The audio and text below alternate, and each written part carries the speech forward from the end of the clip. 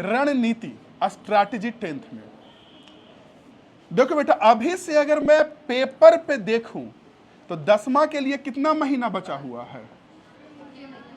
6 महीना। अगस्त, सितंबर, अक्टूबर, नवंबर, दिसंबर। अगस्त, सितंबर, अक्टूबर, नवंबर, दिसंबर, जनवरी। कितना महीना?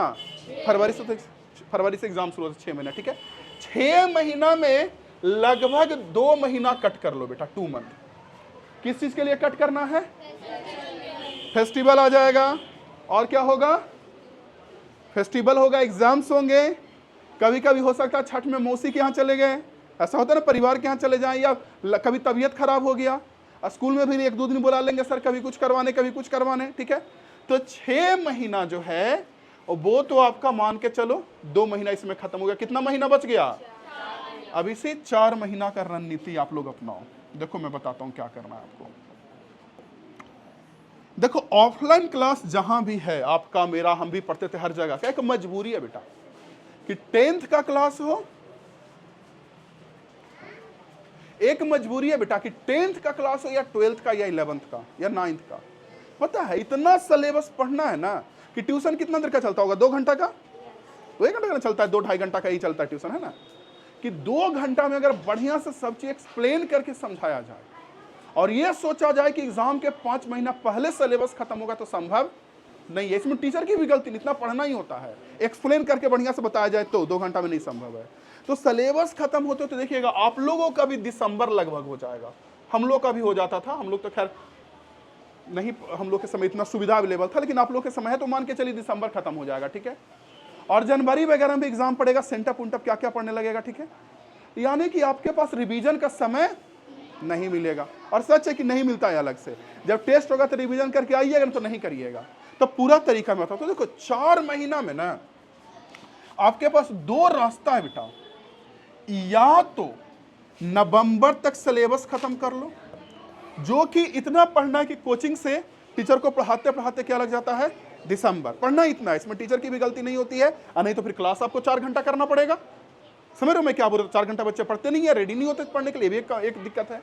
तो या तो नवंबर में सिलेबस खत्म करो, और 2 महीना दिसंबर और फिर जनवरी सिर्फ क्वेश्चन प्रैक्टिस करो, सेट मारो, टेस्ट दो, एमसीक्यू ऑब्जेक्टिव क्वेश्चन पढ़ाई करो, प्रीवियस ईयर करो, टेस्ट दो, उसके बाद पूरा थ्योरी रिवीजन करो, सब्जेक्टिव क्वेश्चन प्रैक्टिस करो। जैसे हिंदी माध्यम से अगर होंगे तो प्रकाश का परावर्तन क्या है, इंग्लिश मीडियम वाले होंगे तो रिफ्लेक्शन ऑफ लाइट क्या है, ये सब क्वेश्चन रहता है ना, आपतन कोण बराबर परावर्तन कोण, ये सब। तो ये सारा चीज, ये जितना भी बता रहा हूं, ये सारा चीज या तो आप नवंबर तक सिलेबस खत्म करो, और नहीं तो दूसरा रास्ता ये है कि सिलेबस जब खत्म होता है होने दीजिए, क्योंकि आप लोगों को साइंस में भी 5-6 चैप्टर पढ़ना है, मतलब सॉरी फिजिक्स में भी 5-6 चैप्टर पढ़ना है, बायोलॉजी में भी ऐसे पढ़ना है बेटा, और ऐसे ही देखा जाए अगर तो आपको केमिस्ट्री में भी पढ़ना है, सेम मैथ में तो बहुत पढ़ना होता है, और उसके बाद मैथ के अलावा मैथ में प्रैक्टिस भी चाहिए। फिर आपका सोशल साइंस में होगा, साइंस में, सोशल साइंस के में आपका ज्योग्राफी हो जाता है, हिस्ट्री हो जाता है, फिर आपका पॉलिटी हो जाता है, और एक और चैप्टर आपका हो जाता है इको, टोटल 3-4 में हो जाता है सब्जेक्ट। तो ये टोटल आप लोगों को पढ़ना है, और कॉन्सेप्ट से पढ़ना है, रटना भी नहीं है। तो या तो जब सिलेबस खत्म होता है दिसंबर में, या जनवरी 15 तक होने दीजिए खत्म, नो डाउट।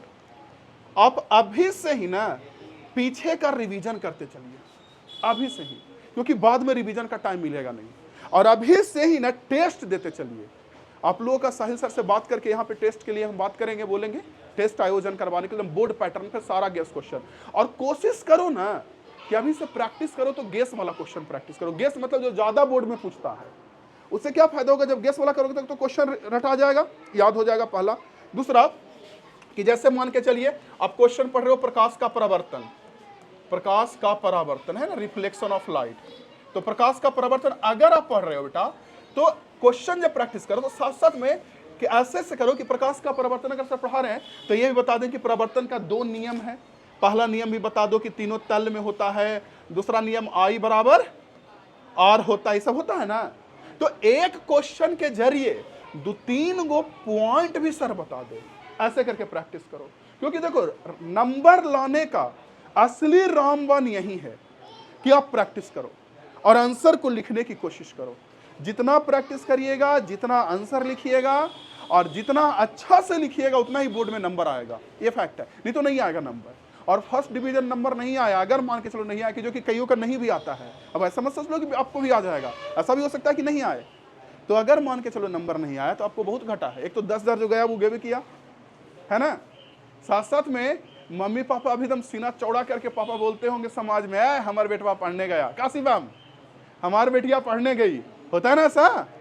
लेकिन और दूसरा को बोलते हैं फलनवा के बेटवा ना पढ़ता है, फलनवा के बेटिया ना पढ़ता है। लेकिन मान के चलो आपका फर्स्ट डिवीजन नहीं सेकेंडरी डिवीजन आ गया, या फर्स्ट डिवीजन में बढ़िया नंबर नहीं आया, आपका फर्स्ट डिवीजन 305 आ गया, 308 आ गया, तो फर्स्ट तो आ गया लेकिन बढ़िया नंबर नहीं आया।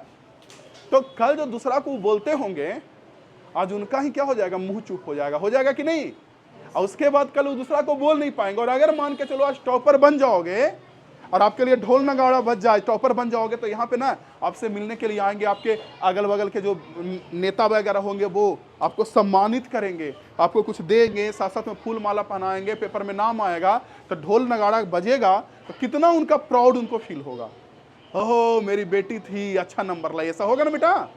तो ये सब सोचते हुए अभी से पढ़ो, और ये सोचते हुए कि दिस सिलेबस क्या करना है आप लोगों को, या तो खत्म कर लो और नहीं तो प्रैक्टिस करो। मैं कुछ कुछ बता देता हूं, की पॉइंट वो सुन लो। देखो, पहला कि साइंस का जब भी एग्जाम दो, मैं कुछ कुछ या टेस्ट दो, तो साइंस में फैक्ट ज्यादा लिखो। क्या लिखो? फैक्ट। समझते हो, मतलब नॉलेज। जैसे मान के चलो, मैं एक उदाहरण बताता हूं, सब हंसेगा, देखना। मान के चलो एक क्वेश्चन आ गया सोशल साइंस का कि पानीपत के युद्ध के बारे में लिखे। सुनिए, पानीपत का युद्ध, तो उसमें एक बच्चा गया, अरे हम लिख देंगे रे, कलम लिया, आंसर पेपर लिया, उसमें लिखना शुरू कर दिया, लिखा पानीपत का युद्ध बहुत भयानक युद्ध था, उसमें दोनों तरफ से घोड़े हाथी आए, आपस में टकराए, तलवार टनाटन टकरा रहे थे, खून की नदियां बह रही थी, इतना बह रही थी कि कुछ सैनिक डर के भाग रहे थे, समझ रहे हो। उसके बाद इतना खून बहा कि पूरा धरती लाल हो गया, और इसलिए पानीपत के युद्ध को याद किया जाता है। लिख दिया उत्तर। क्या कहीं भी पानीपत के बारे में बात किया? वो क्या किया? बात बनाया। क्या किया? इसको बातें बनाना बोलते हैं जी। वो पानीपत युद्ध के बारे में लिख दिया, लेकिन सच में कुछ नहीं लिखा। आपको लिखना पड़ेगा कि कब हुआ, किसके बीच हुआ, क्यों हुआ, कहां हुआ, इसमें किसकी जीत हुई, किसकी हार हुई, और युद्ध के बाद इसका असर क्या हुआ। कम से कम इतना लिखना पड़ेगा। युद्ध के बाद भी असर होता है ना भाई, कि कोई राजा युद्ध जीत गया तो दूसरा राज को अपने अंदर कर लिया, तो उसके बाद वहां के लोगों को सताया, कि उस राज को तरक्की करवाया, क्या करवाया, वो बात की बात है। तो ये सब लिखना पड़ेगा आपको। जैसे हिंदी में आपको लेख लिखने आता है ना, ऐसे लिखने। 10th वालों, मान के चलो बेटा पॉल्यूशन पर लिखने आया, किस पे? प्रदूषण पे, पॉल्यूशन पे है। तो पॉल्यूशन पे आप क्या करते हो, लिखते हो, तो वहां क्या कर रहे हो, लिख रहे हो गंगा नदी में प्रदूषण बढ़ते जा रहा है, गंगा नदी में प्रदूषण बढ़ने से बीमारियां हो रही हैं। सच, ये सब लिखोगे, बीमारियां होती हैं, उससे बीमारी होती है, उससे समाज में गंदगी फैलता है। तो ये सब को बोलते हैं बात बनाना।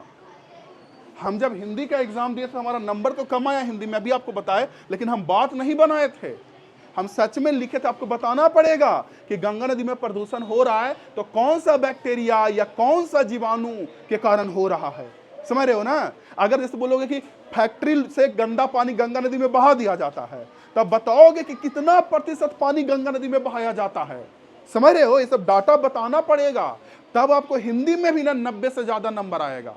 समझ रहे हो मेरी बातों को मैं क्या बोल रहा हूं। और ये अभी से प्रैक्टिस करोगे तब होगा।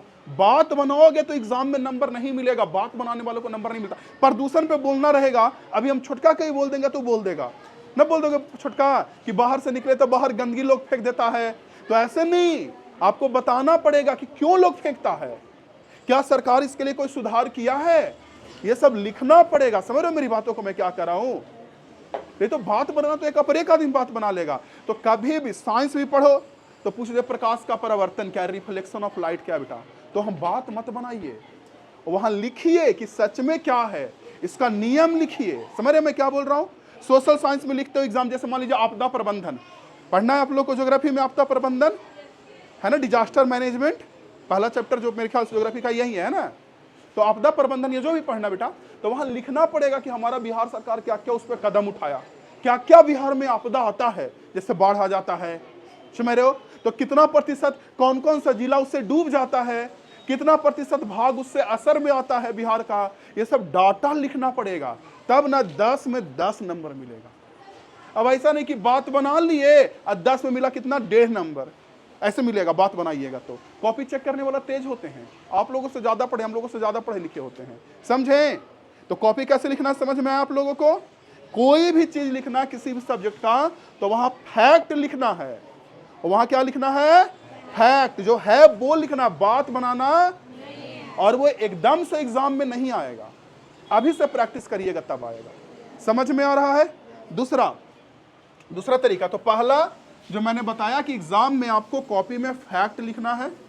आपको कैसे ना रिवीजन करना मैं सब बता देता हूं, परेशान ना होइए, सब मैं बता दूंगा। अभी हमको 10 मिनट का और समय दीजिए, उसके बाद ज्यादा समय नहीं, 10 मिनट का और दे दीजिए। देखिए, तो पहला क्या हो गया बच्चों, क्या लिखना है टेस्ट एग्जाम में?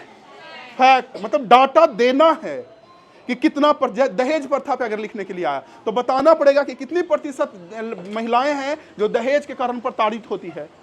अगर साल भर में कितना रिपोर्ट आया है जो महिला दहेज के कारण उसको मार दिया गया है, मार दिया जाता है ना समाज में, तो सब डाटा बताना पड़ेगा आपको। ऐसा नहीं कि दहेज बहुत खराब प्रथा है, इससे लड़की के पिताजी बिक जाते हैं, तो लड़की के पिताजी सोना खरीदने में गरीबी में चल जाते हैं, है ना? तो ये सब नहीं, ये सब तो लिखना ही, लेकिन साथ साथ में डाटा भी लिखना है, ठीक है? दूसरा, बस 5 मिनट समझ लूंगा। दूसरा बेटा, पहला तो हो गया फैक्ट, क्लियर। नंबर 2 क्या है बेटा कि राइटिंग। अगर राइटिंग आपका अच्छा नहीं है तो कितनों मेहनत कर लीजिए, नहीं आपका अच्छा नंबर आएगा। हम आपको लिख दे रहे हैं। राइटिंग का मतलब नहीं कि गोल गोल अक्षर लिखना, जैसे मान के चलिए प्रकाश का परावर्तन लिखना, और मैं लिखता हूं ऐसे, तो मैं ऐसे लिखूंगा, चुप रहिए बेटा, बात मत करिए। मैं लिखूंगा प्रकाश का परावर्तन, तो एक होता है गोल गोल राइटिंग, समझ रहे हो मैं क्या बोल रहा हूं? परावर्तन क्या है, एक हुआ बढ़िया वाला राइटिंग, और एक होता है खराब। तो खराब भी राइटिंग अगर आपका बनता है ना, तो थोड़ा जगह छोड़ के लिखिएगा, थोड़ा जगह छोड़ के, तो आपका राइटिंग क्या होगा? बढ़िया बनेगा, सुंदर बनेगा। जैसे लंबा वाला जो कॉपी होता है बेटा, ये लंबा वाला कॉपी जो होता है, इसमें कोशिश करो कि अगर यहां से यहां लिखते हो उत्तर, ऐसे लंबा वाला में, चौड़ा वाला या लंबा वाला, एग्जाम में अब चौड़ा वाला मिलता है कि लंबा वाला, वो नहीं पता, ज्यादा संभावना कि ऐसे मिलेगा, लेकिन अगर मिलता तो इसमें 5 अक्षर से ज्यादा मत लिखो, 5 या 6, और हमेशा हिंदी का राइटिंग ऊपर वाला में लिखो। असल कभी कुछ लोग नीचे लिखता है, देखो ये बगल ऊपर